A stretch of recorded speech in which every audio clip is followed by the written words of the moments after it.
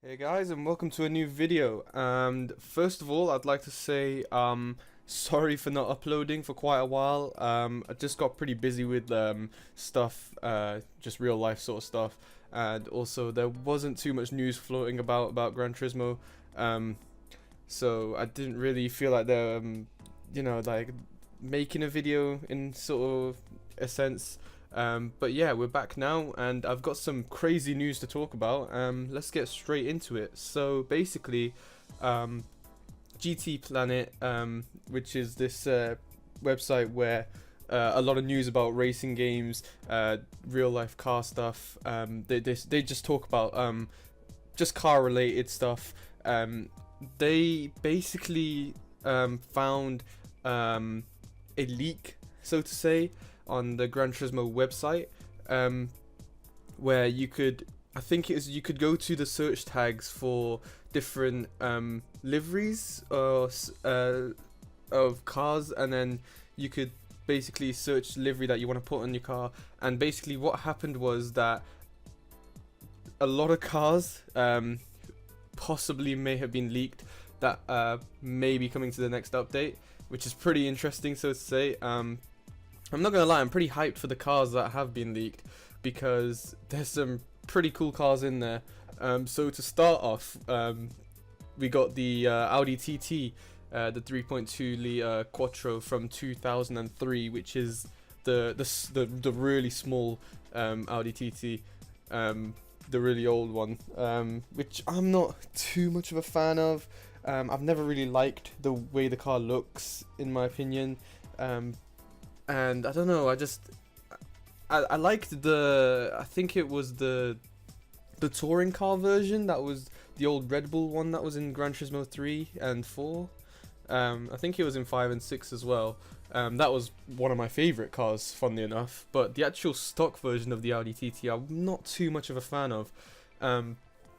But yeah, moving on, we got the Gran Turismo X 2014 competition version, which is the version of the X 2014 that they use in the Gran Turismo World Tour events, which is the esports events that take place around the world for Gran Turismo, which is pretty cool. It's got I think it's got less downforce, so they're a little bit more interesting to drive, so to say, but they are incredibly fast still, which is pretty cool. Gonna be cool to try those out. Yeah, in a race situation, see how they are. And then, funnily enough, we got the typical Gran Turismo odd one out that they have for most updates, a Honda Fit, or otherwise known as a Honda Jazz here in Europe. It's the hybrid version as well, so it's not the same as the one that we get at the start of Gran Turismo 6, which is pretty interesting, but again, it's gonna be fun. I do enjoy that Gran Turismo don't just go for the big race cars.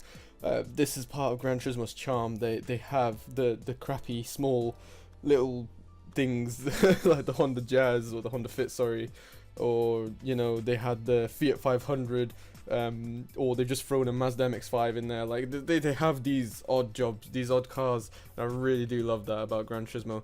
But next we are getting another Le Mans legend, the Porsche 962C, the one that was from 1988. And I've just got to say, absolutely love this car. I adore this car, just so cool. It's up there with my favorite Le Mans cars, with the Sauber, the 787B. It's up there with them. Absolutely love this car, and I really can't wait to drive it.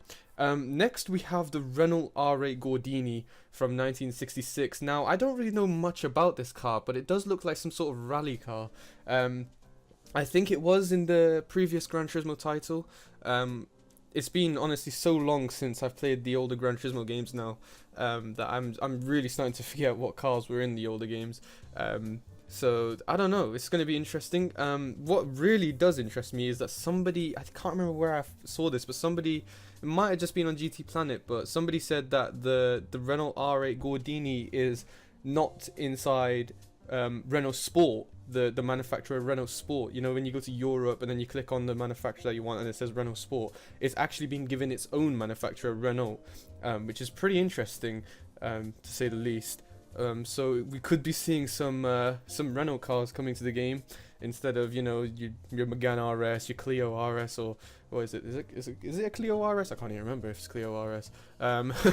Let's just hope they don't add another Clio to the game. You know, because they've already done that before. They added the same car twice, but just a different year. And last but not least, I love Japanese cars to bits, and I love Initial D, and I think you guys know where I'm going with this.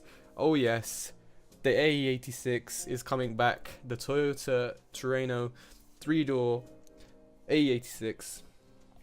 It's been leaked and it's coming back, and I'm so hyped, because I remember in the days of Gran Turismo 3 A-Spec, you would choose either the Mazda MX-5 or you would choose the Terreno, and it's just so cool to see that this car is coming back. And I love this car. I'm a massive fan of Initial D as well, and I love the GT86, not the GT86, sorry, the AE86. Absolutely amazing car. Just I love it so much. Such a cool car to look at.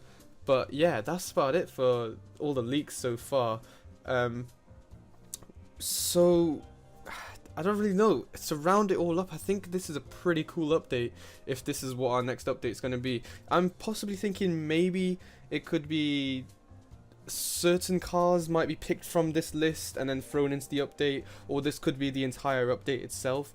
But it's going to be interesting. I don't know what it could be. We don't even know what track's coming with it. Hopefully this might be the update where we finally get something like a classic Gran Turismo track. I know we got Special Stage Route X, but I mean one of those really classic tracks. I think you guys know which ones I'm on about. But yeah, that's about it for this video, guys. I'd like to hear your opinions down below in the comments. Remember to like, subscribe, and I'll see you in the next one.